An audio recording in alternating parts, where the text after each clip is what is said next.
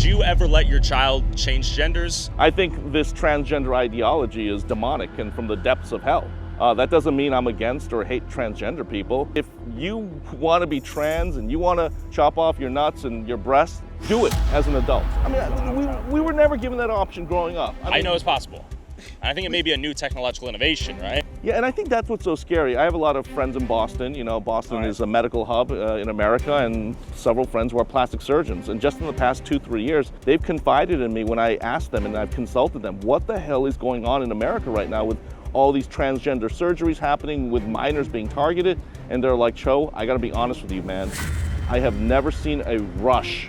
So many medical students right now, and even medical doctors, trying to learn gender-altering surgery. Multi-billion-dollar industry. Depending on the data you see out there right now, the research, somebody who transitions will be worth at least $1 million for the pharmaceutical industry. All the drugs, all the maintenance medication, all the support that it's going to cost. This is a brand new cottage industry. So there are people who want to profit. I'm here with Jonathan Choe, infamous Seattle-based investigative journalist, loved by many, hated by many. Thank you for that intro.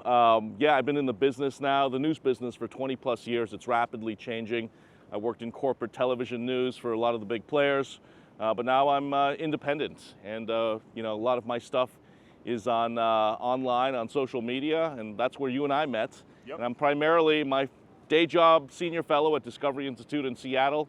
But I have these opportunities now as well to partner up with other journalists to cover big time stories, and that's why I'm here in Houston, Texas.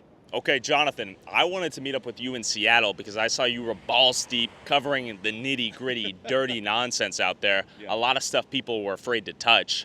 You used to work for Como News. Yep, Tell me about that, because I got a little bit of flack for partnering up with you at first, but we're boys now. We've covered a lot of stuff together. Yes. Tell me what happened. Tell me from beginning to end your sort of career in the industry, how it's evolved into you being an independent journalist and doing what we're about to explain why we're in front of this hospital. Yeah. Well, you know, like I was saying, I've been in the business now for 20 plus years. I can't believe I've stayed this long in news. I was going to say TV news. The entire industry, though, is rapidly changing now, where viewers are just not watching television anymore for their news. They're not reading newspapers anymore as much, you know, for the news. So, you know, it's all going online on social media platforms like YouTube, X, you know, Instagram, and so on and so forth.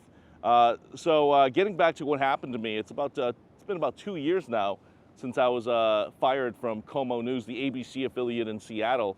Long story short, I was accused of promoting the Proud Boys. Okay. Allegedly this white supremacist group. You know, 2 years ago, I went to cover a Proud Boys protest in Olympia, Washington, the capital, because the year prior, an ANTIFA member shot at a group of Proud Boys. And okay. I thought there was going to be a potential clash. Now, it wasn't on company time, and I want to be very clear. I went on my day off on a weekend, and not a second of this aired on TV. This was just on my Twitter account, yeah, which is now known as X. And, you know, I was expecting a clash. I was expecting, you know, rowdy behavior. But instead, it was just a bunch of guys with masks. And you had a lot of Republicans. You had a lot of Trump flags that day. And, you know, I was live tweeting what was happening. That, hey, as you do. Yeah, hey, there's this thing, people marching through downtown Olympia. It's not a big deal. You know, a lot of, you know, American flags here. That's a wrap. And I said, hey, if you want to, you know, learn more about this group, they have a tent here, as I would do for any other group, whether it was Antifa or the Proud Boys. I'd say if you want to learn more about them. I know that. Well, that was the piece that the far left seized on. Okay. Right, so you want to join the Proud Boys? Yeah, link in description. I didn't know that part. Well, I didn't say if you want to join the Proud Boys. I just to be clear, because this video is floating around online. Yeah. But I did say, hey, if you want to know more about what's happening out here, really, that's what it was. You know. And this is something Seattle-based news stations would not touch, right? Right. I mean, because of the controversy. And I went out there because, again, I'm always pushing the envelope, right? You are. I covered Antifa rioters dressed up in black bloc trashing the city of Seattle for like 100 straight days. We're covering Antifa, but we're not covering this other boogeyman group called the Proud Boys. And I wanted to learn more about it. So as a journalist, I'm a perpetual learner.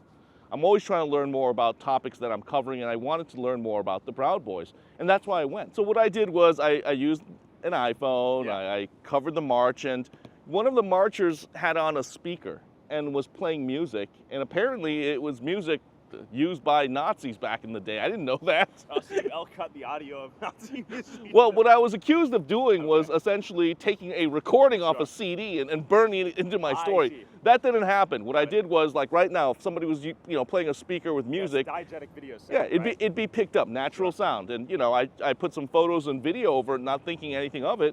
But then the following day, that's when all hell broke loose. So long story short, you got canceled for being like an alleged white supremacist, Yes. alt-right. You lost your job at Como News. You eventually end up as a Twitter dynamo.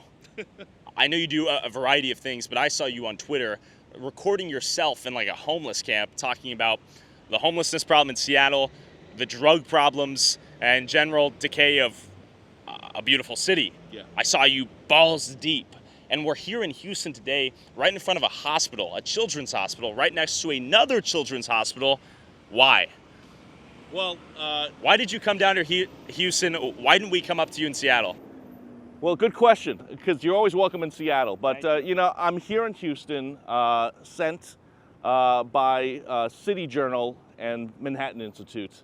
And I'm partnering with a group of some amazing journalists who represent Daily Wire, the National Review, and we're teaming up to collaborate on a deep dive investigation into Texas Children's Hospital.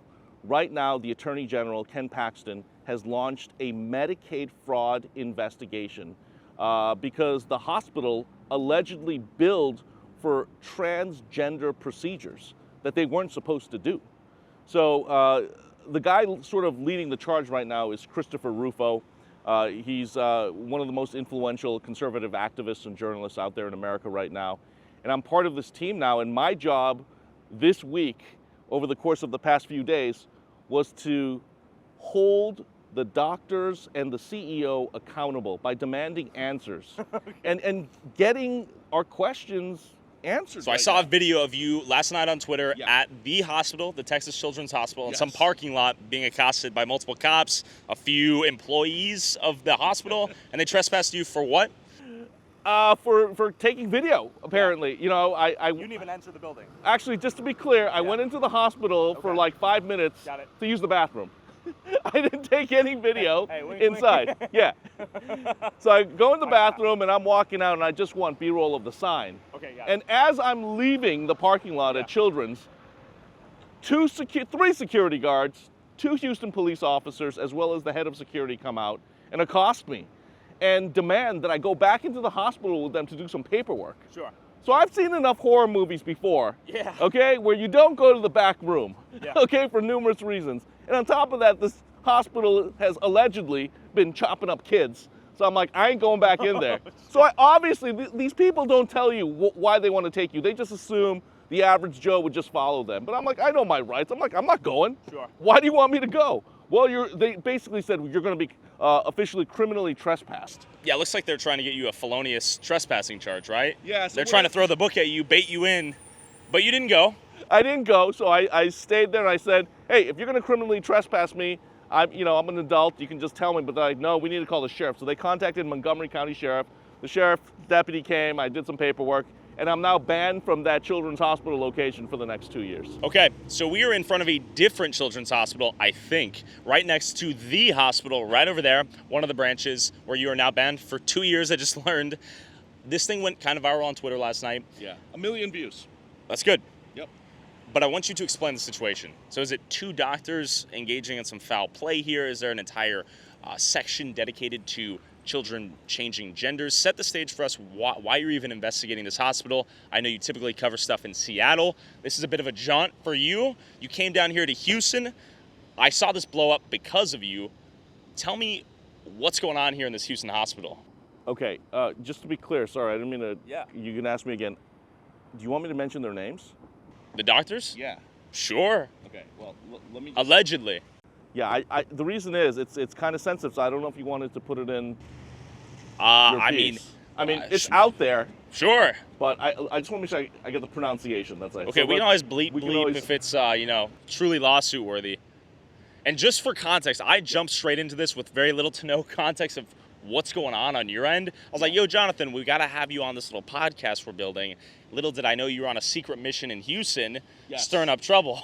I was trying to lay low this whole time, but pretty much after the first day, I was already outed by the hospital. So Houston hates you now? Houston hates me. Okay. Texas Children's Hospital hates me because I'm chasing the truth. But it's what happens. And sometimes it takes an outsider to kind of crack the case, right? So that's what we're doing. The people on this team right now, none of us are from Texas, but the whistleblowers here at the hospital trust us. So I would imagine there's several institutions or hospitals out there conducting gender change surgeries in the U.S. Is that not true? Is this only going down here at this Houston hospital? Is this unique to this hospital? No, it certainly is not. And it's happening all across the country. It's happening in Seattle as well. But each state has different laws. Okay. For example, in Seattle. Is it legal to change a child's gender in Seattle? It's legal to start the process. Hormone therapy, puberty blockers, and so on and so forth.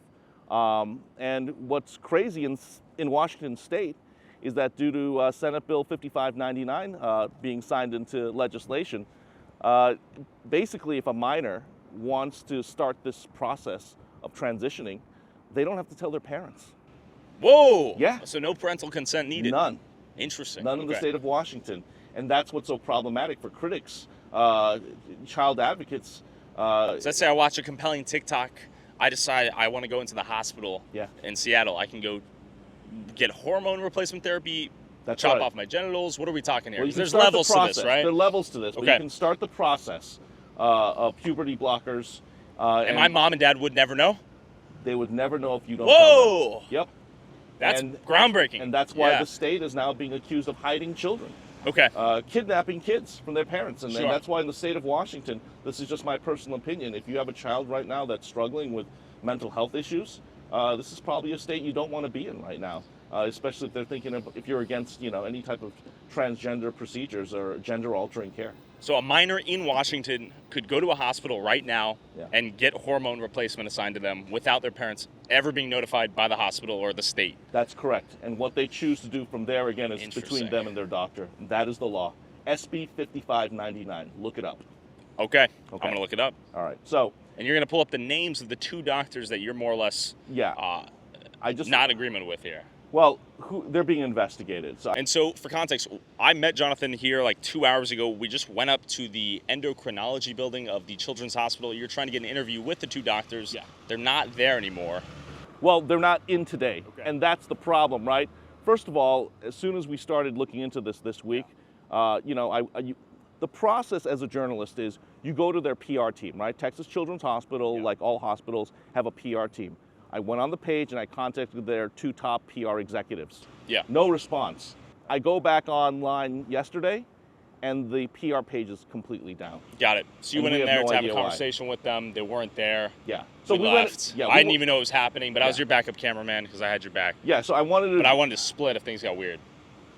That's right. So we went in to see Dr. Richard Roberts and Dr. David Paul. Okay.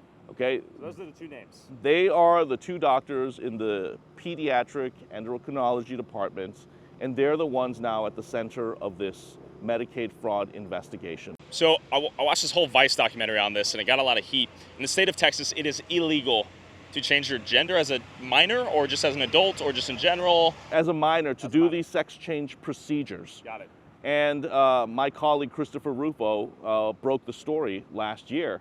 Whistleblower, one of the doctors, Dr. Ethan Heim, came forward and said, in the state of Texas, you're not supposed to be doing these sex change procedures on minors, yet they were getting the puberty blockers, the hormone implants were being put into these minors. And that's how this whole story, broke. And then the Medicaid fraud investigation started after another nurse came forward as a whistleblower at Texas Children's and said these doctors are essentially cooking the books. Got it. Because I wanted to ask you, who's paying for the gender reassignment surgery if these are children walking in with no credit cards, maybe not a bank account? Who's paying for that? Yeah, well, at least here in Texas, you're not supposed to be charging Medicaid. So the hospital's charging Medicaid? Yeah, that is the allegation. So allegedly, potentially, maybe, Yes. a hospital is using taxpayer money to fund the gender change of children Yes, the sex change procedures in children. through hormonal therapy, from Yes. what we know, but not From what we know. genitalia being Yeah, chopped. just to be very clear here at Texas Children's, there are no reports of children's penises or breasts being chopped off. Okay, so that's the whole situation. Yeah, that's why we're here right now. Got it. So you were told about this. You were brought onto this team. You came down here. You go in there to talk to some people. You're immediately booted.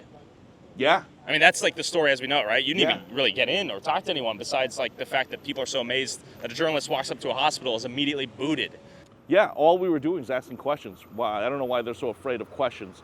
Clearly, the hospital's been caught with their pants down. Sure. You know, we're beyond PR right now. This is crisis management for Texas Children's Hospital. So look, they didn't want to talk to us. None of the hospital executives wanted to talk to us. I wanted to speak to CEO Mark Wallace. Okay, ambitious. So, you know, when I did that, they trespassed me. So, of course, what do? I go to his house. Okay, so tell me about the house. So I go to his house and I simply knock on the door. And, you know, I think his wife came out and she freaked out. Yeah. Next thing you know, he comes out. What was the question you asked? I said, is Mr. Wallace there? It was that simple. And In this fit? Yeah, something With the iPhone similar. in hand? Yeah, with the iPhone in hand recording. Classic. Yeah, Mr. Wallace then walks out to the door. He doesn't open the door. Yeah. And, you know, it's hard to hear him. You know, I later look back at the video and he goes, you know, you leave right now. Okay. So obviously, you know, I just wanted to find out, you know, exactly what was going on his end, if he had a response to this Medicaid fraud investigation. Instead, they call the cops on me. So Got trespassed from his house as well? I got trespassed from his house as well. I want to be very clear. The moment I was asked to leave, you know, the video shows I left. Sure. So I got a trespass, you know, warning, and I'm not allowed to be on that property now for the next couple years as well. But What look, places on this country are you trespassed from right now? well, so far in Texas, at least 2 places. Texas. What about Seattle, Washington? So far, so good. Believe it or not, nothing in Seattle. Okay. I haven't had to do these types of investigations where, you know, I'm confronting people necessarily on private property and getting booted like this. So it's rare for me to get booted, but here, and that's why it's so surprising that not only would they say no comment, they've taken the extra step now to prevent me from coming back for the next 2 years. So my question now is, what are you hiding? Sure. So I want to talk about this a little bit more, but to contextualize your relationship to the Seattle public, I want you to tell me about Cal Anderson Park, how many people there love you. Because I see videos of you getting attacked, you getting into fights, you running away from people with baseball bats, ninja swords, katanas, nunchucks. Yeah, look, Why do so many people hate you in Seattle? Well, it's not just me, it's just the state of Seattle right now. As you know, I cover the homeless crisis, the fentanyl crisis. I'm essentially on the chaos beat. And one of the other, you know, stories that I picked up is the far left activism that is really out of control. It borders on criminal. We're talking about Seattle specifically, Washington in general, the whole Pacific Northwest. The whole Pacific Northwest, but Seattle in particular, because, you know, that's where I'm at right now. I'm sorry, the Barbie lost a boot here right now. Also, keep watching. We will reveal what is underneath at the very end. Okay. Because I'm not sure. Is this a transgender Barbie? I didn't know that. What do you guys think? Is this transgender Barbie? What do you guys think? Stay tuned. At the very end, we're going to reveal. I'm not sure. We actually forgot our mics at home, and we had to grab these at Target real quick. This is creative, slept in Tyler. Like 4 days. I know. Okay. Just show the camera this real quick. Actually, I accidentally pulled down the pelvis. I think it's androgynous. I won't reveal. Let's keep it PG though. So we're in front of the Children's Hospital, where right next to another hospital where Children's hormones are being manipulated. They're right? allegedly cool with this stuff at Children's. So they're allegedly cool doing it in real life.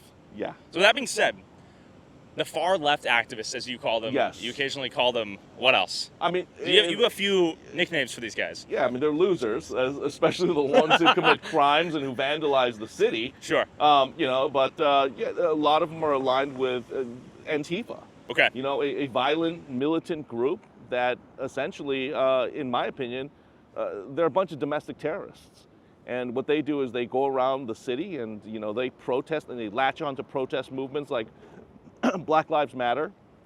Most recently, the pro-Hamas protests that have been going on in the city. And what they do is they latch on and claim to be backing a movement. But what they're really doing is they're pushing their anarchy, the chaos they want to bring, the Marxism, the communism, the socialism, all the whacked out far left ideology to the city. And if you don't capitulate to their demands and needs, they'll break a window, they'll spray paint until you do. What's interesting about this too is you introduced me to Mark Anthony, one of the founders of CHOP, the Capitol Hill Autonomous Zone, or Occupied Protests.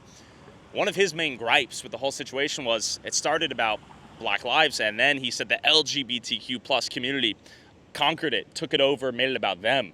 So it was this whole weird conflict for what is the point of this? But it started with their whole movement. He says it got hijacked, which I find interesting. It really did, and if you that's like a Seattle specific thing. It seems to be happening in the Pacific Northwest. I see it in Portland as well. But basically, yeah, initially when BLM started, you'd see the Black Lives Matter flags, and that's normal, and we stand for Black lives and Black rights. But then you start to see the pride flags going up, the rainbow flags, then the trans flags started going up. That was Mark Anthony's big problem with it. He said it started with BLM, and then it became this whole insert the blank, whoever's loudest. Right, it's like the latest shiny object. And next thing you know, the communist flag, the sickle and hammer flag's going up. And again, we're seeing that with the pro-Hamas protests now as well. So Seattle is really like this perpetual city for protests. Got it.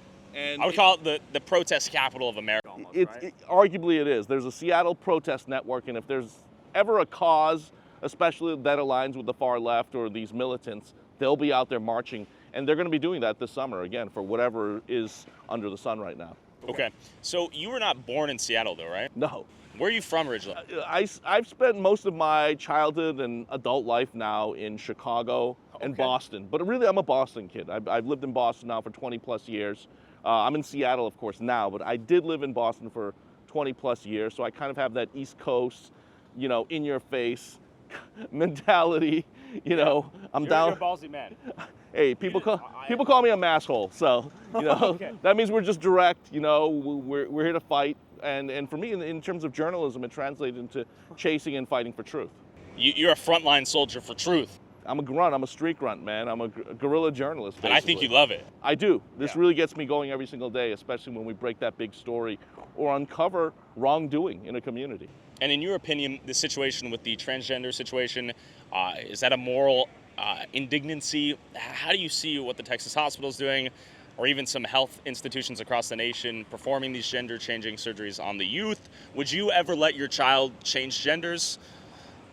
At the end of the day, as long as the children are living under my roof, no. Got it. Absolutely not. I think there should be parental consent. So I'm just, again, sharing some of my personal views. Yeah. I think this transgender ideology is demonic and from the depths of hell.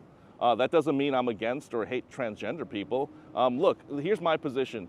If you want to be trans and you want to chop off your nuts and your breasts, do it as an adult. So you think these children are not being set up to have maybe the opportunity to have a calm, educated thought process to make that decision if they want to do it as an adult, and maybe they're being swayed by, I don't know, a TikTok, a YouTube video, a hospital doctor's advice?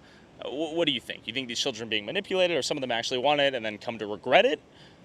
All of the above. I think right now a lot of minors who are in this world are just not getting the proper guidance and support that they need to really address the situations they're going through. I mean, puberty, we all remember puberty, man. We went through ups and downs, highs and lows, and some of us got help and some of us didn't, but we transitioned and we grew out of that phase. It's like a hormonally turbulent time. Yeah. At your highest sense of unknown identity. You're searching for who you are.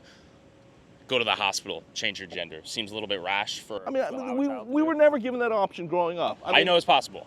I think it may be a new technological innovation, right? Yeah, and I think that's what's so scary. I have a lot of friends in Boston. Boston is a medical hub in America, and several friends who are plastic surgeons. And just in the past 2-3 years, they've confided in me when I asked them and I've consulted them, what the hell is going on in America right now with all these transgender surgeries happening, with minors being targeted?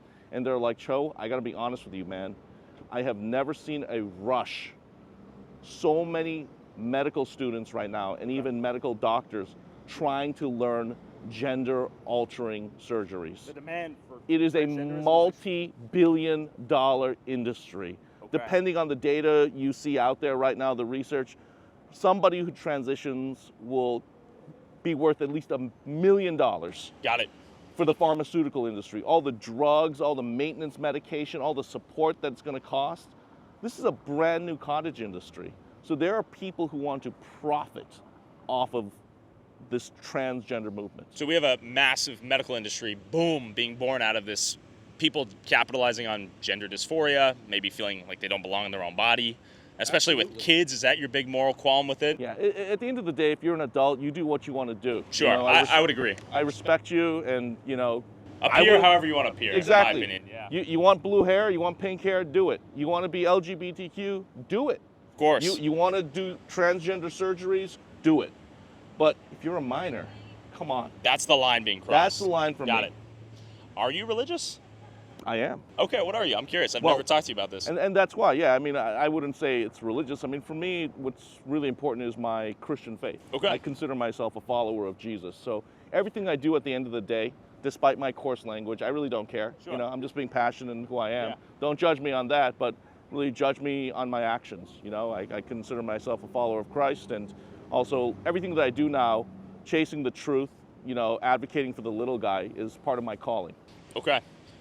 You've been labeled a white supremacist, but you're Asian, right? Yeah, I mean, what are you, check, Korean? I'm Korean American. Can you look in the camera? Yeah, I'm Korean American. Hi there. How are you guys doing, by the way? All right. This is security's here. Security's I looking guess at so. us. Are we good? Are we good to rock and roll? We still good? Okay. Well, what's going to happen? I don't know. Are we getting booted? Maybe. We haven't done the gender reveal yet.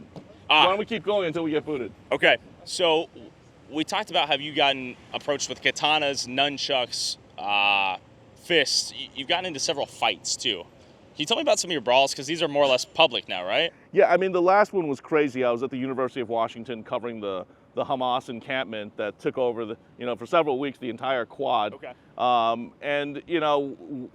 There was a Turning Point USA event, and I was reporting for TPUSA. This is the famous clip. Yeah, of you. This is the clip that really went viral recently, and I'm covering the event, but Antifa members didn't want me there because they know my coverage will expose them. And out of this tent comes 15 Antifa members at me. I'm with security, by the way, and I'm just recording, and I'm backpedaling, and then I get swarmed. And I want to be very clear. I do not instigate or start any fights. The last thing I ever want to do is get into a fight. But because just for context, you are a very fast runner. I've tested your speed, and surprisingly, you have a fast 50-meter dash. Dude, for a middle-aged guy, I can still hang. No, you're quick. No, this is no hyperbole. You're very fast on your feet. I ran track back in high school. Yeah, so, and look, that's my... What did you run in high school? I ran the 800. Okay, interesting. So yeah, you have my speed best endurance. time was about a 2:02. And in that video, I see you running constantly. You're running from several assailants, right? You're like running for your life a little bit. In my mind, if I know if I can consistently run for at least a 400-yard dash, that was my other event. Yeah. Then usually I can outrun people. Okay, but sometimes when you're caught in a jam, and I was cornered, when push comes to shove, you gotta punch back. Sure. And that's all I tried to do. I was trying to clear the space. You saw me take the swings, and I got out of there, man. But the last thing I want to do is hurt anybody. Yeah. Look, I just want to cover a story. Yeah, I don't want to fight. Yeah. And I just want to get to the truth. So do you think your job as a journalist is a dangerous thing to do? Do you think it's dangerous doing the work you do? It depends. Look, I want to be very clear. We're not in some foreign, country in a war zone. So, we're not risking our lives in that regard. I want to put everything in context. But certain cities and certain beats, like the beat that I'm on, again, homelessness, drug addiction, crime, and covering far left activism, it is dangerous. My personal address has been put out there by people who don't like me. We got to talk about the doxing. Yeah, the doxing's out of control. Now, the funny part is I don't even live at this address anymore, but, people have made attempts to put my address out there, and when my wife finds out, she's like, what'd you do this time? Sure. She's like the most patient woman in the world, but I'm like... Does your wife actually know what you do? I don't think she follows my social media intentionally, but she has a sense. But I think the most recent doxing really kind of got to her, and she was just like, what happened? What did you do this time? And I'm like, honey, I'm sorry. I have no control over what these idiots want to do with my address. And when we went to Cal Anderson Park, I mean, this is the first time I've been to Seattle with you. It was you. First time in Seattle ever. Right. First time. First time we had met. First time we met. Yeah. When we went there together, I was an op. I was in the opposing party. The people there that were with the homeless folks. as you call them, the far left activists. Yeah. They put me on their op radar, and I was getting lumped in with you. We had the I'm sorry, guilt by association. yeah. I warned you though. I know you warned me. You said, "Hey, just want to let you know if you do this, you're gonna get some enemies." I was like, you said maybe get some enemies. I was like, yeah, maybe so. So, I guess I did. And what was I gonna say? Something about Cal Anderson Park. I don't know how you live in Seattle anymore. Was my whole point. Yeah, well, Can you walk the streets without getting swung at? Is that a concern of yours? I feel like you're perhaps the most hated man in Seattle. No joke, no hyperbole. at least one of the most hated in news, for sure. But you're a distinct dude. You're a tall Korean Asian guy. You're loud. Your voice booms. It's pretty easy to spot you. And you wear slides and some drip. I try to lay low, and I wear a hoodie all the time now, and I had to, go incognito, but especially in certain neighborhoods. And yeah, that neighborhood, Cal Anderson Park, it's like this double-edged sword for me, right? Like, I love... Beautiful park. Beautiful park, one of the crown jewels in the city. I also love the fact that, the LGBTQ community can feel free. This is where CHOP went down. Chaz, CHOP, Capitol Hill, Yeah. Autonomous Zone, Occupy Protest. Right, so it's just historically been known as a place for, activism. But the problem is, it's also been infiltrated by militants, by Antifa, by the radicals in the city, and the communists, and the Marxists. And when I call out these groups, they don't like it. And they're not sympathetic to any of your, what they believe to be political alignment, are they? Yeah, I mean, they call me, What do they call you? A white supremacist, proud boy, being considered. But you're Asian, just for the record. Yeah, just for I'm Asian. And by the way, politically, I'm not affiliated with any party. Sure. I would have said that already, publicly. I'm an independent. I voted for a Democrat and Republican, but because I work with media companies that tend to be labeled conservative, again, guilt by association. I'm just lumped in. So in Seattle, progressive, liberal Seattle, if you're even, caught talking to a conservative, you're the enemy. Got it. So I'm already perceived as the enemy. They don't give me a fair shake. And when I was at Como News, just to be clear, Yeah, tell me. Como is owned by Sinclair. And Sinclair is one of the most hated conservative media companies in America. Yet they fired you. Yet they fired me. There's some irony here. Yeah, there right? is some irony Okay. there. So But you pulled off an impressive feat, yeah. right? I mean, Yeah, exactly. But one of my experiences I'll never forget, it was one of my first interviews at Cal Anderson Park when I worked for Como News. all right. And I was going around getting sound bites from people trying to get perspective on a story. And they're like, who are you with? And I'm like, with Como News. And instead of saying, oh, you're with Como News, they say, oh, Sinclair owns you guys. We're not going to talk to you. I've heard those clips. I've seen those Yeah, clips. so, I mean, it's always been, as a journalist working in Seattle, if you work for anyone that's perceived conservative, it's like you're working behind the 8 ball all the time. You're at a disadvantage. Are you funded? Of course. Yeah. I'm a freelance journalist as well, so, I have numerous revenue streams, and I thank God every day that I do. I mean, donors give me money online to do my work. I get paid by Discovery Institute, where I'm a senior fellow. So yeah, and of course there's a lot of revenue, like you, I'm man. just genuinely curious. Yeah, I mean, Yeah. I'm making money like you. Good. I'm not Yeah. making Tyler Oliveira money on YouTube, but I'm making a few pesos. No, I that was helps. curious. No, I was curious because I'm not super familiar with traditional news journalism. I'm not trying to put you on the spot either. No, please. I think it's interesting because I put my videos out. People have an opinion of them, and YouTube pays me via ads. Sometimes I'll get a sponsorship, and that's basically it. I know traditional journalists and news spokesmen, whatever you want to call them, are suffering hard times right now. Yeah. Tell me about the transition from traditional media news to what we're doing, independent news. Granted, we are beholden to, I guess, monetization on YouTube. The views, the clicks. Sure, yeah, we got to play those games. Tell me about this transition, though. Yeah, well, after being in the news biz for 20 plus years now, I never thought I would see the decline of American journalism real time. Okay. And it's partly due to guys like you. The social media influencers now dictate the terms. Got it? Again, all the data now shows that fewer people are reading newspapers are shutting down, fewer people are watching TV, because a lot of that digital is now going online. And in the past, the basic model was advertisers would, buy classifieds in newspapers. Advertisers would put a commercial on TV. That money would then go towards operating expenses, pay the journalists. We'd all get a salary, no questions asked. And then, of course, these companies would take the rest for profit. And I want your viewers, especially your younger viewers, to know kind of how this model is now truly under assault. Because you've seen it. You've been in both now. I've been in both worlds now, and I've just entered your world. You're doing great at it. I mean, Thank you. You've transitioned seamlessly. I'm playing catch up, and I have a lot to learn from guys like you. But what's sad is that when American journalism declines, it also hurts our democracy. And what that means is you can't hold officials, and especially elected officials, politicians, accountable when you don't have seasoned veterans and journalists who know what they're doing. I'll give you an example. You know, a lot of my colleagues at Choe News, when I was there, started to notice towards the end that all the veterans were retiring. The mid-career journalists like myself were quitting because they're just sick of the news industry. And all these TV stations that were considered top 10 markets like New York, LA, Chicago, Dallas, you know, San Francisco, Boston, places like that, Houston, Seattle, you know, it would take 3-4 years to get into these markets. Now you had some kids jumping straight from college into the top markets in television. And they're just not ready to be the fourth estate, to be watchdogs, to really hold our public officials accountable. So it's hurting democracy right now. And that's why we're entering another election cycle. We need journalists now more than ever.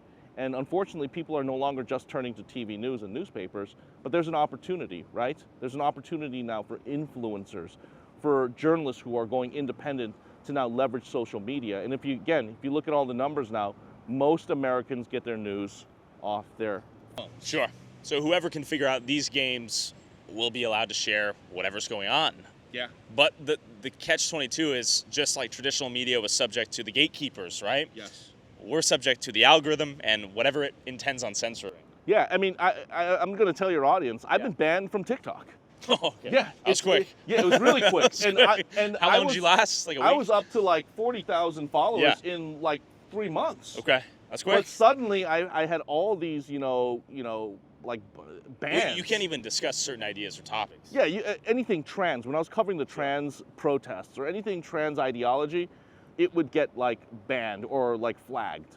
And all of these warnings and suspensions started adding up on TikTok. And I'm like, I'm putting all the same content I'm putting on YouTube and X on TikTok. Why is TikTok, demonetizing me and giving me strikes? So I'm off that platform. It's whatever. Do you think TikTok has an agenda in any capacity? Yeah, I do. Like I said, I think they let some crazy stuff flow freely, and they let other stuff not flow at all. Yeah, for me, from my vantage point, when it comes, bottom line, the truth is not flourishing right now on TikTok. That needs to be heard. X seems to be, you can say whatever, like the craziest stuff I've seen people get decapitated on there. YouTube, pretty decent censorship in the sense of you can put whatever you want out there. Low likelihood all of it will get monetized though. Exactly. I think they're pretty respectful towards saying things with the exception of the jab. The jab's you can't talk about that. Yeah. Do you think this lack of journalists on the field or people even being interested in being journalists? I see you get attacked by people every day or close to every day. What's the point? Why? You get attacked for going out there and trying to talk to people. Yeah. And what is the incentive, right? And the pay sucks now. I mean, back in the day, TV news anchors were making $1 million a year. Those days are long gone. Yeah. Reporters, are not making enough to get by with inflation. The salaries in TV news are not keeping up. In fact, many newsrooms are now shrinking. Reporters are being let go, and they're just not being replenished with, again, the veterans who need to be on the front line. So, like I said, I think this is a tremendous opportunity for independents to really monetize the social media platforms out there.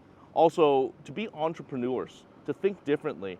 And I think while it is dire right now for American journalism, the fact that outside independent investigators have to come to Texas to investigate Texas Children's Hospital, I think is one of the most telling.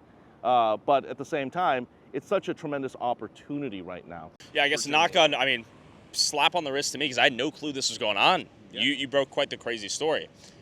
Our team did, just to be shout out to you and the team. But what's unique about you is you're a frontline soldier. What I respect about you is that you don't give a fuck, it seems. Like, I've seen you face so much verbal abuse and physical abuse. And you're hated amongst so many circles, especially in the Pacific Northwest, these extremely liberal, left-leaning cities.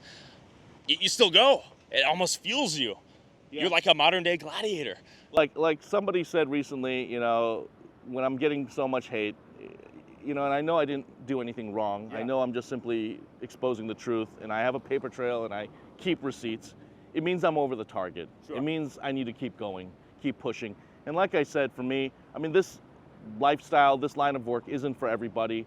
Yeah, no, I agree. And there are also different degrees of journalists, right? There's the class of corporate journalists, and I'm not knocking every single journalist who still works for legacy media. They do good work as well, but they have limits. Okay. In what sense? What they can talk tell about? me, what they can talk about, what they can cover, what they can show. I have former colleagues at Como News, at some of the other Seattle TV stations, who say, "Wow, Choe, great story. There's no way we would have aired that." And they envy your freedom, I imagine. Yeah, they love the freedom that I have. Now, I want to be very clear. I don't have carte blanche over everything I do. I go through an editorial neither do process. I. Yeah. There's an editorial process. We can always I can't improve. show throw up without the video getting age restricted to someone over the age of 18. Yeah. Or needles, for that matter, even though there's needles all over the floor in a given city or people are injecting with them. But I can. Yeah, you have a little bit more freedom than I do sometimes. Freedom. Yeah, exactly. But like I said, why do I keep doing this? Again, for me, it's personal calling. I believe it's just the right thing to do, to chase the truth. And I believe it's a public trust. I really believe I'm serving the community. And, you asked me earlier, why aren't, more people going into this business? Yeah. Because we have a pipeline problem right now. In what sense? I talked to my former journalism school professors, and they're like, Jonathan, our programs are shutting down even at the J schools, or they're consolidating. Because people don't want to go into TV majors anymore and toil in some middle of nowhere market making $15 an hour when they can just become, or at least try to become, an influencer. I see. Just like you. Okay, so the independent pipeline Yeah, the independent pipeline is exploding. So these majors, aren't flourishing in schools anymore. So traditional corporate media, where they used to kind of use the colleges as like a farm system, Sure. That's drying up. So there are fewer and fewer kids going through that. But again, at the same time, that's why these social media platforms like X, YouTube, I believe have an opportunity, but also a responsibility to cultivate the next generation of journalists here in America. If they don't censor the hell out of the things that need to be talked about. That's my only concern. Yeah. Or silently limit or suppress the viewership those things get.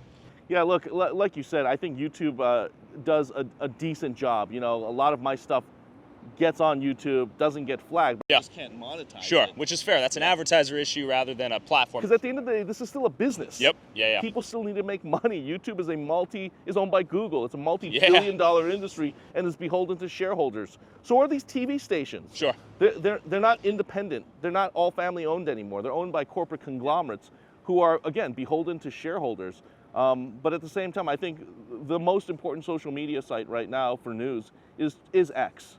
It really is a place where you can, again, freely share your ideas and also get at the truth. And that's where most of my work is flourishing right now. Do you think you're going to get killed one day? Honest question, because I see you as maybe a step or two ahead of me in terms of risk willingness to take. We both take risks. We're both pretty dumb sometimes, but I see you go out alone. At the very least, I'll have a cameraman behind me, and if I die, it's on camera. I see you rolling up with the phone in hand. It's the most savage thing I've ever seen, in the sense of you're self-recording this all go down on your phone. It's because you can't plan for news. When it happens, it happens. If a homeless encampment blows up, you got to go. Sure. But yeah, look, I'm not. Speaking of homeless encampments blowing up, bad thing to say. We got to talk about that. Yeah, we'll talk about that in a moment. Okay. But I want to be very clear. I'm not stupid at the end of the day. Yeah. I know exactly what I'm doing. Can I anticipate if I'm ever going to get shot or stabbed? No. But I'm doing my best to avoid those situations. Yeah. I take calculated risks. I want to be very clear. If I need security, Discovery Institute will provide it for me. Okay. If I need it. But for the most part, I don't.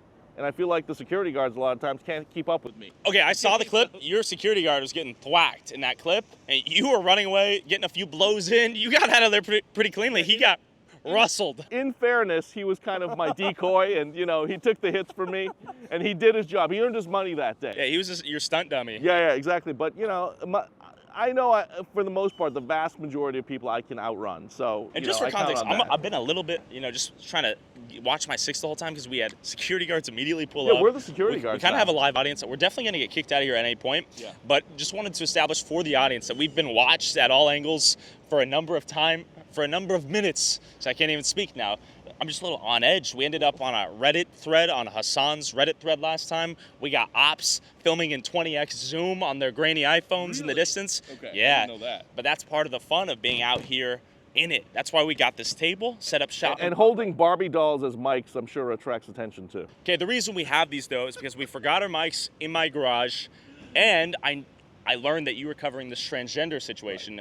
So I know you're They're not mics on the back, strapped on, just to be clear. They're super mics. improv. Yeah.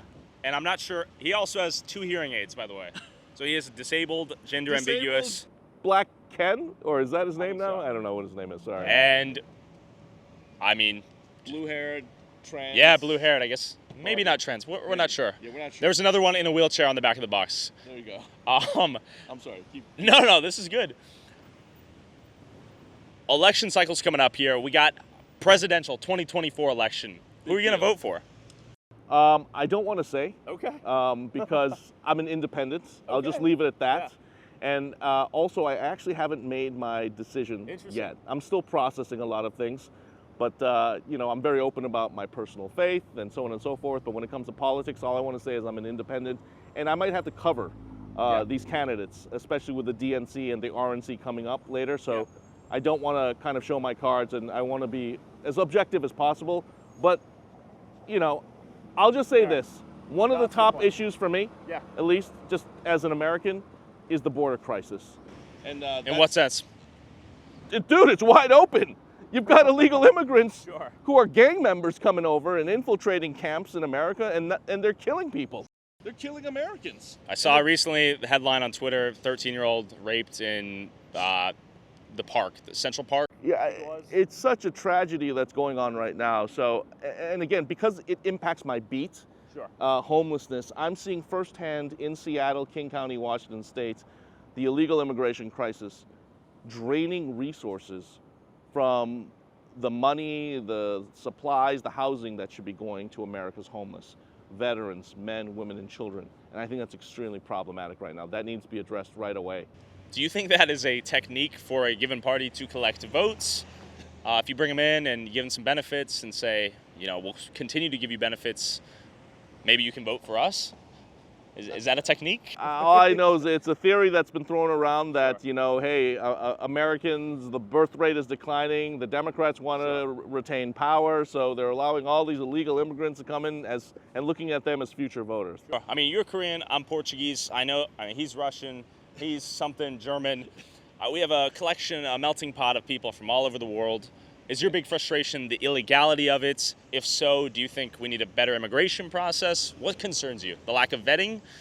Well, right now, near term, the lack of vetting and the fact that people are just let in, but then just let go. Sure. So many gotaways, as they call them, the folks who just got away from the system after entering the country illegally versus being detained and accounted for. But the other issue is right now, I know a lot, especially of folks waiting in line, Indian nationals who are waiting in line, who have skills, tech skills, who are ready to get hired by Microsoft and Google and Amazon. Yeah. And they can contribute right away to America's economy. And they're waiting in line now for years one may and years say, and years and don't hate jumped. the player, hate the game, right? Yes. So if the rules are broken and someone's capitalizing on that to get in, to improve their quality of life, are you mad at the individual? Are you mad at the people allowing that to happen? Who are you frustrated with? I mean, could I say both? Fair, yeah. I mean, come on, man. I mean, you should know. I mean, I get it. Some of these people who are seeking asylum are coming from desperate situations where they're being politically persecuted or it's a life and death situation. Sure. I get it. And if America offers that reprieve, so be it.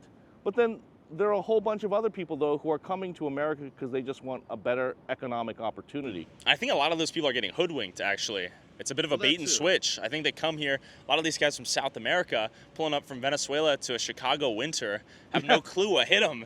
It's a crazy situation. Yeah, it's a risk all the way around. And I'm just saying, look, man, if you're here just for, to better your economic situation, you got to get in line because there are hundreds of thousands of people ahead of you. That's just kind of the way I see things. We haven't really talked about the fentanyl genocide, if you will. Yeah. The drug addiction, the opioid addiction crisis in the United States right now, it seems unique to the U.S. A lot of European countries haven't seen it at all, might not even know the word fentanyl if you mention it. Yeah.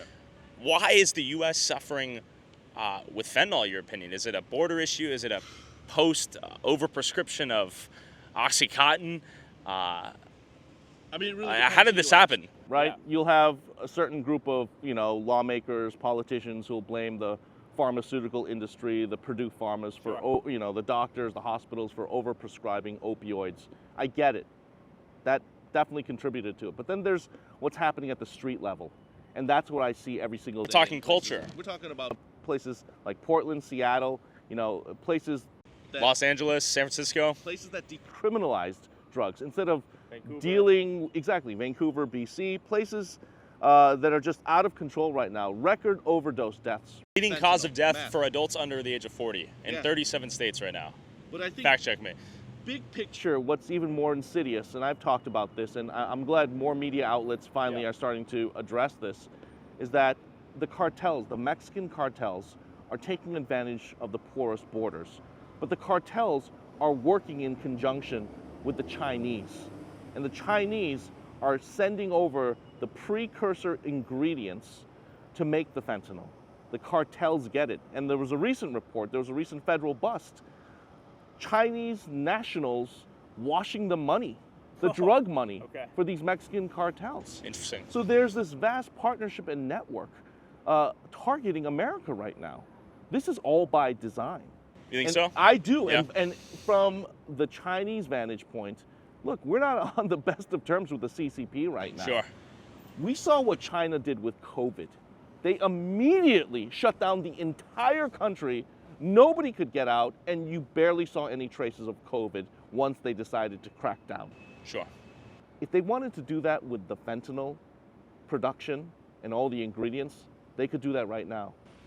I saw some interview, I think it might have been Trump on Logan Paul, him talking about how he had a negotiation with Xi Jinping to kill all the drug dealers in China that were selling fentanyl or trafficking fentanyl into the U.S. Yeah. And then he, didn't win and Biden didn't follow through, was his argument. It does seem like the U.S. or North America in particular is being targeted. Mexico says it's a cultural problem that you guys don't have stable families, people to fall back on, and people end up relying on these drugs and that they don't have the problems. I know some border cities close to, I think it might be Tijuana, that's dealing with some drug tourism now, coming into Mexico to get drugs for cheaper. Yeah. And so a lot of Americans are coming in to do fentanyl for cheap, right on the border, just go straight to the source. Do you think the world wants the West to fall? Are we screwed here? Are we cooked? I think China does. I think China is winning right now without firing a single shot. I call it the reverse opium war. It's like a drug proxy war, right? Yeah, it really is. They don't have to fire a shot. They just send over the precursor ingredients, the cartels deliver it. Bam, you kill off an entire generation of Americans. China's not being held accountable in any way right now, and that needs to change. How important do you think the decay of traditional Christian values or family structure is on democracy in the West, right? We talk about transgenderism, gender dysphoria, the decay of even like a stable family, right? Yeah. What's going to happen to the U.S. if these trends continue, in your opinion? Oh, I think America's the Roman Empire. Yeah, it really is. It's just I don't think America's headed in the right direction, and I think a lot of different faith systems, whether you're Christian, Muslim, Jewish, Buddhist, Hindu, I think at the center of it all is family. Sure. And I think right now capitalism in the U.S., right? This dream of moving up the socioeconomic ladder, that being a reality, it has to be real and possible. Yeah, I mean, free markets. I'm a believer in free markets. But Tyler, I think there are a whole host of reasons, but you hit it on the head. I think it is one of the major factors is the decline of the family unit, where you have a father, and a mother, and playing their roles and taking care of the next generation. And it just, even in Christian families now, if you look at the statistics, 50% of Christians are divorced now, and that family structure is decimated. So it's impacting every aspect of society. But of course, there's so many different reasons, but I really believe if we had the stronger family unit, families together, I don't think America would be in this type of bind. Who do you think will win? What do you mean? Presidential election. Presidential election? Who do you think will win President of the United States 2024? As of now? I believe based on all the numbers coming in and people I'm talking to, I believe Donald Trump will win. I think so too. The whole premise of our last video is to go from major city to major city and Yeah. just catch a feel on the streets for who people were thinking. Trump, surprisingly red. With the exception of D.C., most cities were either pretty split or more or less in favor of Trump, it felt like. Which Yeah. is interesting. Maybe we're subject to response bias, who's willing to share those thoughts. But besides D.C., there was a lot of love for Trump. It's kind of interesting. Yeah, I think in places like Chicago, Yeah. again, a place where I New spent- York even Yeah, too. New The York. migrant crisis is hitting home with them. They're like, Exactly. I'm over this. We need a change. I think the number one issue is for many Americans is now, again, the border crisis. Sure. I told you that was my number one issue as well. And unfortunately, the Biden administration is just failing. And they're now trying to do something about it, but I think it's too little too late. And again, you're seeing black communities now in inner city Chicago saying, what the hell is going on? You're giving more resources to illegal immigrants Sure. than to the black community. In fact, you're taking resources away from the black community to give to illegal immigrants, the black community that's been historically marginalized. How is this equitable and just? And that's a question that the Biden administration has failed to answer. So you think maybe inner city black people got prioritized over mass immigrants coming in right now from Venezuela, El Salvador, or wherever else? No, I don't believe they have, is what I'm saying. I think inner city black folk have been taken advantage of. I see. That's what I'm saying. Vote for us will help you, but in reality, all those benefits are going towards new guy on the block. Yeah, I mean, unfortunately, we've heard, President Biden say, I'm paraphrasing here now, but basically, if you don't vote Democrat, you ain't black. I mean, it's this attitude of entitlement, I think, by Democrats and their strategists, where they're failing, and they've underestimated how many Americans really feel about these top issues, and they just assume the black community will give them their vote, and I think the black community is saying no, that's no longer the case. We heard a lot of Trump from black people. Yeah. Let's pocket politics for a moment here. What's the worst thing that's ever happened to you on the street? You ever been stabbed, poked with a hypodermic needle, like punched really hard, you got a concussion, anything crazy? I mean, there's so many cases, but I think one of the most Top 5 injuries while being journalists. I mean, surprisingly, I haven't had too many injuries. I think actually at Como, believe it or not, when I had a security guard during the Antifa riots during the height of BLM, I got separated from my security guard. Yeah. And the Antifa folks spotted me, and a guy tried to take my phone. And I never shared the story, by the way. I briefly mentioned it, but this is the first time. I separated with my security guard, and an Antifa guy wearing a mask, black bloc, grabbed my phone, but I didn't let it go. So what I did was I picked him up and I body slammed, I suplexed him. And he finally let go and I had to take off in the crowd. But that was one of the scariest moments because I didn't know if his homies were gonna come after me. And it would have been like a mob that I would have to fight with. You're always the minority in these situations. Always. Not because you're Asian, but because... But it is usually a bunch of white kids. That's also the reality when it comes Well, to these that's the Antifa. irony, right? Yeah. Is they're protecting the disenfranchised. But with that being said, you're always the one guy that's maybe not in agreement with whatever the situation is, capturing that, and then you get attacked, it seems like. Yeah, because they don't want me there. 'Cause Granted, some people call you an agitator. What are your thoughts on that?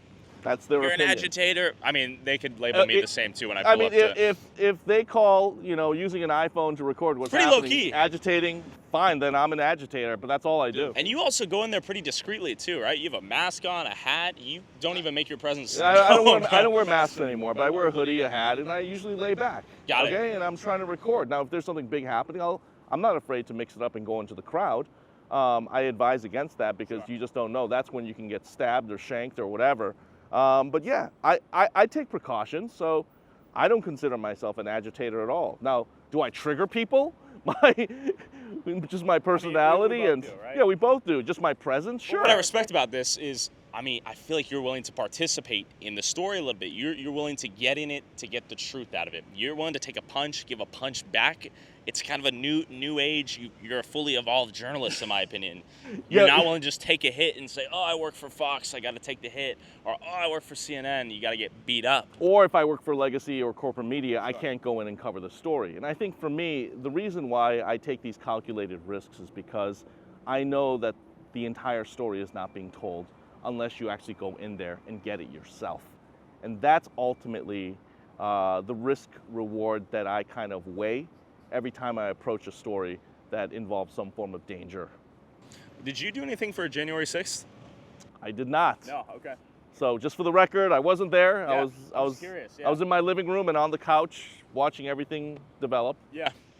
I don't know why. I feel like you would somehow have a scoop before it happened and just end up there to capture the chaos, but you didn't. No, that was one that I missed. I don't remember why I didn't go, but I just remember I was watching on my couch and I was like, damn, this is happening. Crazy, I it's guess. crazy, Right? yeah. I mean, that's my birthday, by the way. Okay. I'll never forget. In hindsight, if there was another opportunity to Yeah. go, I think the answer is you and I both would. Yeah, we be would going. go. We would go.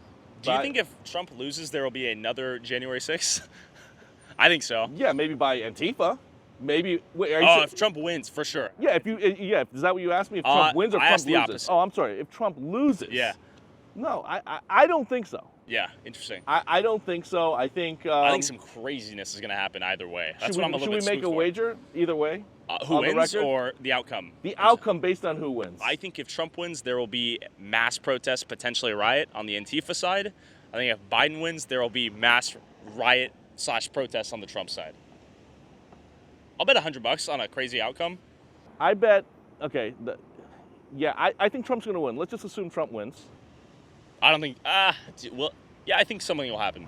Yeah, I feel like if Trump wins, the far left and Antifa will take the streets and start trashing America. I agree.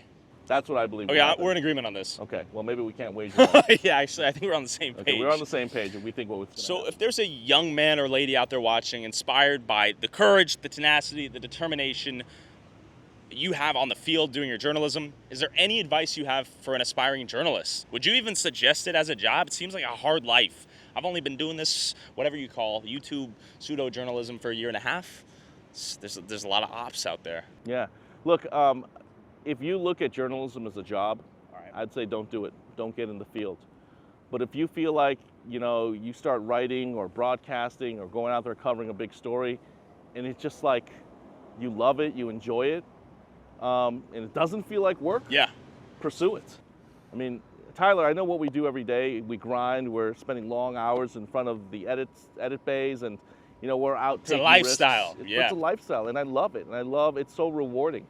And I really believe, again, I'm called to be one of the guys on the front line, just shining a spotlight on the truth and trying to find the truth and shining a spotlight on the darkness that needs to be exposed.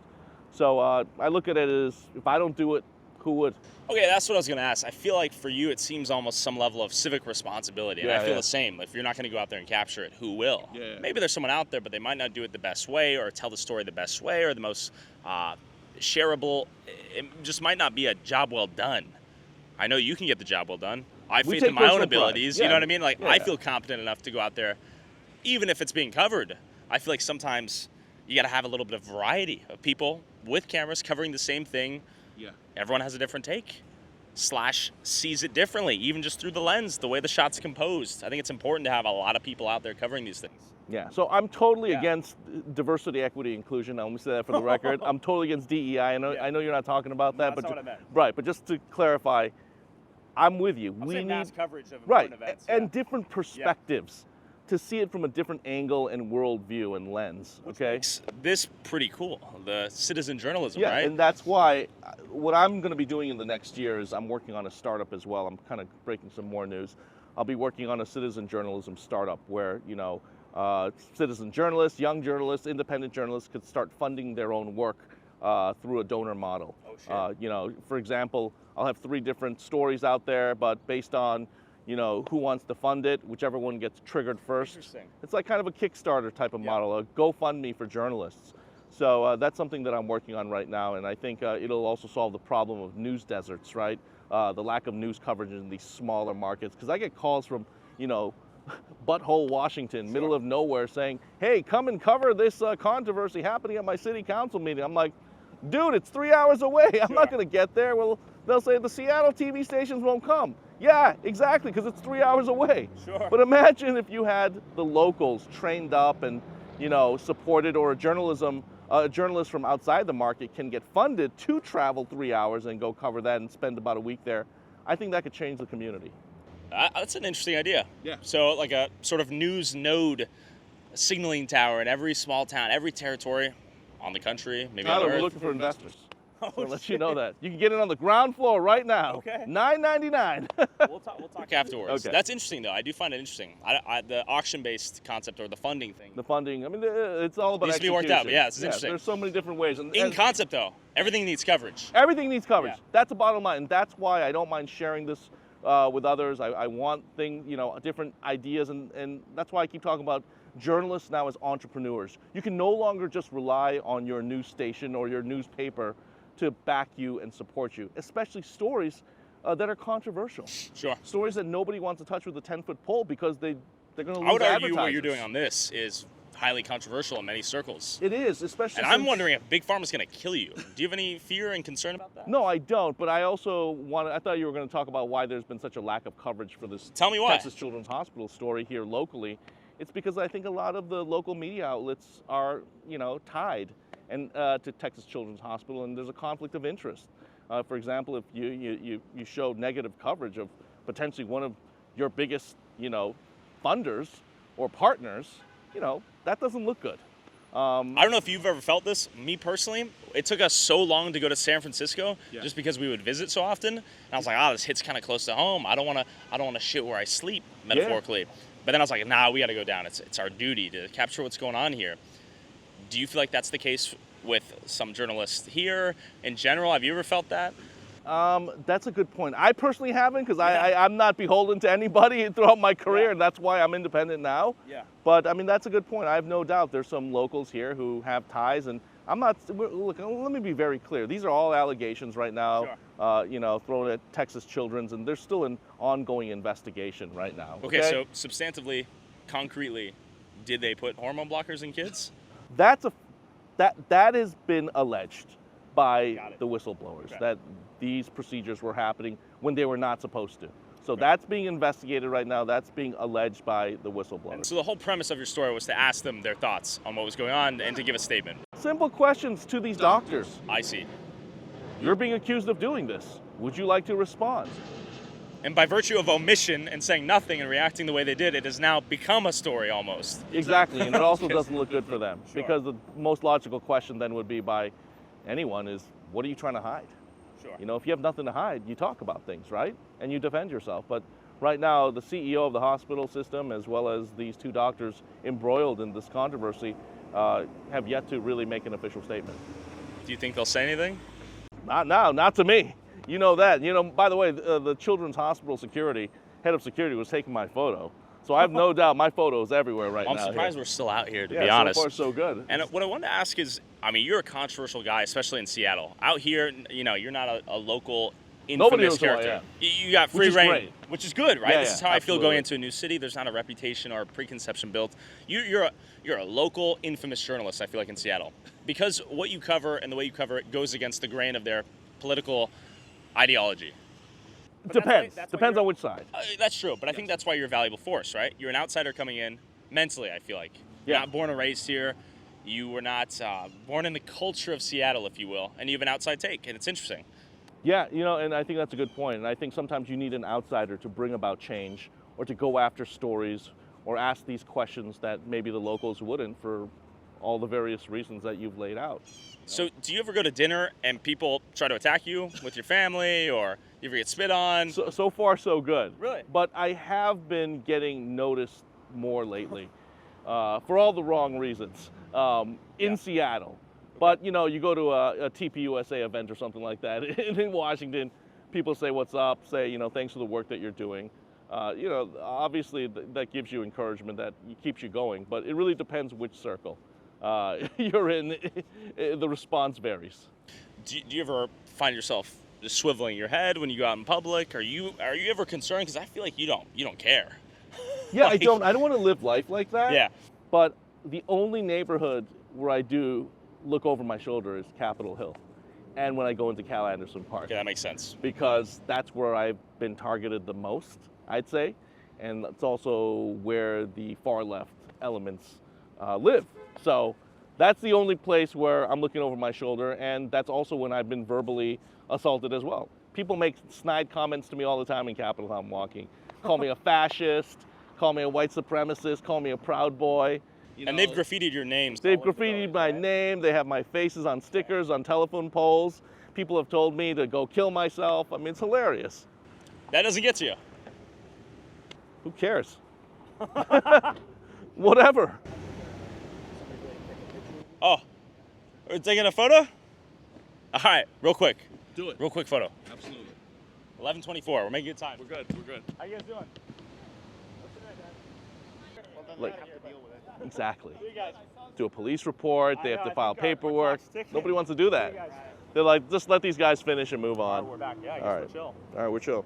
Okay, that's awesome. Yeah, we got some love out here. There you go. You got Actually, I talked to recognized. Another guy who's pissed off at the hospital. He was like, they gave me 200 milligrams of fentanyl. Long story short, so it's great when you get recognized. You have, obviously, a lot of people support your work and appreciate your work. Yes. I'm one of those people. I appreciate your work. Thank you. I do have concerns for your safety, though. Well, thank you. So does my wife. Does she know the extent of the risk you put yourself in? Well, I think she increased our insurance policy this year, so I don't know what that means. I think she's going to get a bag at this rate. Well, Knock on wood. But honestly, yeah, you're playing with fire sometimes, right? Yeah, I am. I know I am. So again, it's a calculated risk, but it comes with the territory, man. And we've talked about this, and I know you agree with me. If we don't do it, who will? Oh, we brought up exploding homeless camps, by the way. We got to talk about Australian YouTubers who, just for the podcast, because we brought it up, we have to clarify now. Yeah, those guys are idiots. By the So way. we met a homeless guy and another homeless guy. One of the homeless guys' names was Caesar in an abandoned building. We caught him squatting. We basically had a chill interview, talk with him. They invited us in, gave us a tour. Yeah, I persuaded him a little bit. Yeah, you did. There were some propane tanks in there. I think it might have been a couple weeks later, or maybe even like a week later. The thing burned down, and then we got an Australian YouTuber saying that we burned the place down. They accuse us. They accused us of burning the place down, and they thought the guys were dead. So we did a squatting video. We run into Caesar, the legendary serial squatter himself again, and he said the guy was trying to make advances towards him and ended up burning the place down in some sort of rage spite. So I just want to clarify for anyone that didn't see the squatting video that we did together, yes. that they're not dead, and we did not burn anything down. Right, and we ran into Caesar again, squatting in another house, just a few 100 feet away. Caesar's doing great. I don't know what happened to the other He's guy. alive. Yeah. I wanted to ask you an update on Steve. What happened with Steve, our alleged white-collar squatter, aka holdover tenant? What's going on with him right now? Well, first of all, I think this is an example of the power of independent media and also the importance of having a large following. Tyler, credit to you. A lot of the homeowners, the alleged victims of Steve Hickey, they thank you personally for really, making that effort to come down here, to take a risk, and to do the research. I mean, you did a full-blown investigative piece, fully vetted, Thank you, Jonathan. and it opened the floodgates. And I'm bringing this up because, Tyler, we initially focused on just a handful of victims. That's true. But It once was mainly about squatting and holdover tenancy for me, but it became a whole thing, right? right. Because as you and I started peeling back the onion, and that was really our first collaboration, I did the part 2, and we focused on Hickey's alleged construction hustles, the fact that he would be running these construction scams and taking off of people's money. After the series of stories aired, Tyler, more victims stepped forward, and more, to the point now it led to community protests against Hickey.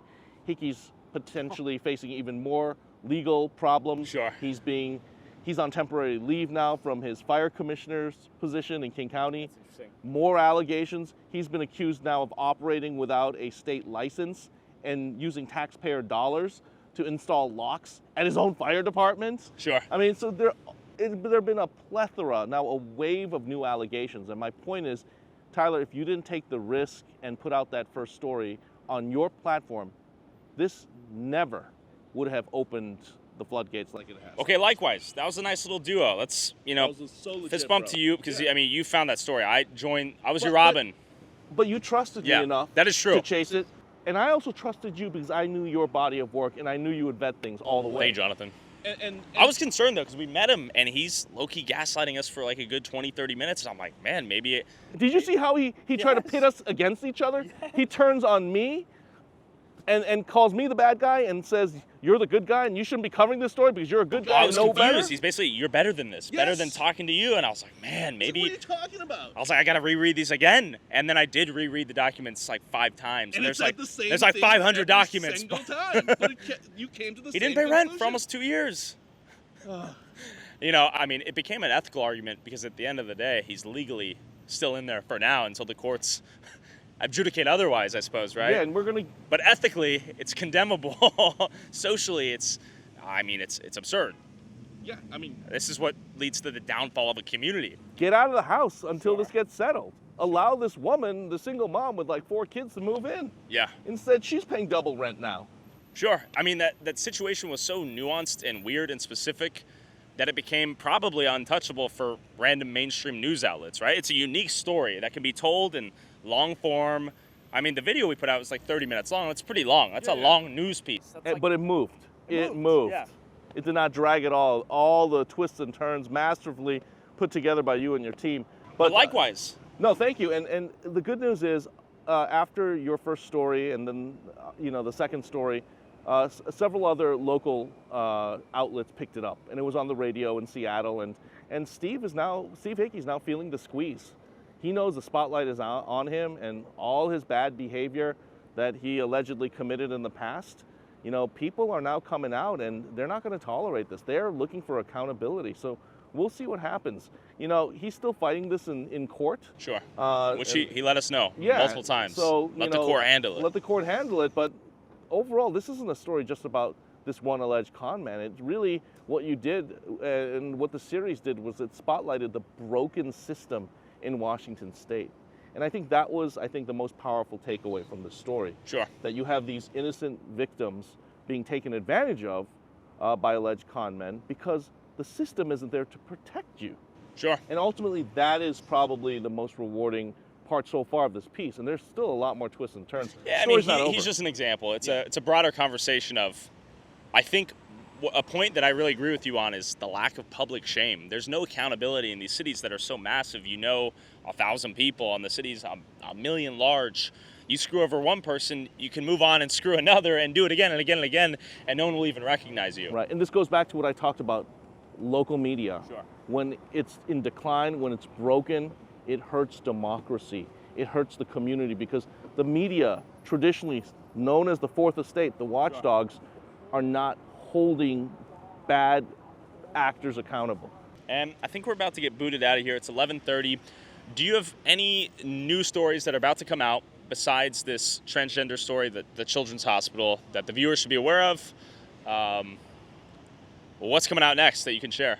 Man, I'm working on so many stories. I'm going to be traveling a lot, but I think what we're going to be working on, again, going back to kind of my focus this year is on illegal immigration. Okay. A lot of the focus has been on the southern border and the porous border there, but we recently went up to the northern border in Blaine, Washington, and Vancouver, British Columbia, and it's wide open right now, and that's where a lot of illegal immigrants. Who's coming through? Chinese, Indians? It's not the Hispanics as you'd think, sure. but the Chinese and a lot of Indians. Indian nationals are coming through and just going straight into Washington.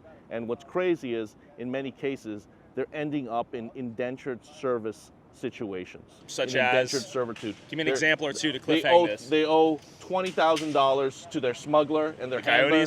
Coyotes, yeah. and they need to pay it off, so they're working underground in a restaurant until it gets paid off. Whew. Crazy stuff. Okay, so immigration's top of mind. Yeah. We have this piece about the Children's Hospital that may allegedly be performing transgender hormonal therapy changes. Allegedly, please don't sue me. We're going to see more of that on your Twitter. Where can the people find you? We're going to close out and get out of here before we end up in jail. Yeah, no, you can find all my work at Choe, at CHOESHOW, and my work at Discovery Institute. Jonathan Choe, thanks for coming on, man. Hey, Tyler, pleasure. All right, don't die on the way home. Looking forward to the next collaboration, man. Yeah, I hope your house doesn't get firebombed. Yeah, me too. I'm not kidding. All right, we got to go, though. Okay, we gotta go, okay. We didn't do the reveal. Oh, real quick, rolling. Reveal? Reveal the genitalia or lack thereof. Okay. Gender androgynous pelvis. What do we got? I don't know. This Barbie has lines. I have no idea what that is. Male, female. We're going to go with no gender for both. I think that's gender. the way to roll. Okay. Reasonable. Safe. All right, we got to get out of here. Also, I'm going to give $500 to whoever has the most viewed clip of this podcast. Just tag Tyler Oliveira Pod on wherever you post it. And I'm going to give $100 to the second and third most viewed clip. Thanks for watching.